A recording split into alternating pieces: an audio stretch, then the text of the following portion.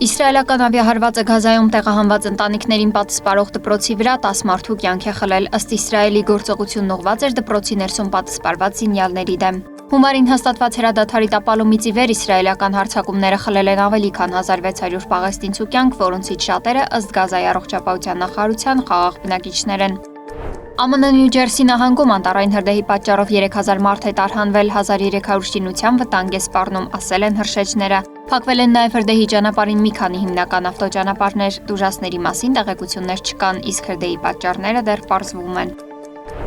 Կիևի վրա անօդաչու թռչող սարքի և հրթիռների հարձակման հետևանքով զոհվել է 9, վիրավորվել ավելի քան 70 մարդ, հայտնում են ուկրաինացի պաշտոնյաները։ Հաղորդվում է, որ վիրավորների թվում 6 երեխա կա։ Հարձակումների պատճառով հրդեհներ են բռնկվել, շենքեր փլուզվել, որոնց փլատակներում դեռ բնակիչներ կան։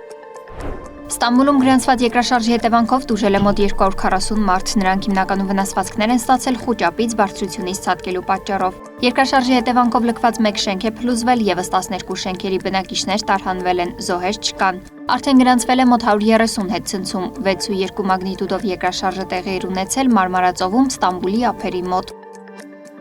Մոսկվայի ժամանելու ԱՄՆ նախագահի հատուկ ներկայացուցիչ Սթիվ Ուիթքոֆը տեղեկացրել է ՌԴ նախագահի մամուլի քարտուղար Դմիտրի Պեսկովը։ Այս հանդիպումը պետք է արդյունավետ լինի, եւ Թրամփը եւ Պուտինը ցանկանում են արդյունքի հասնել, այդ իսկ պատճառով նախապատրաստական աշխատանքներ են ընթանում, ասել է Պեսկովը։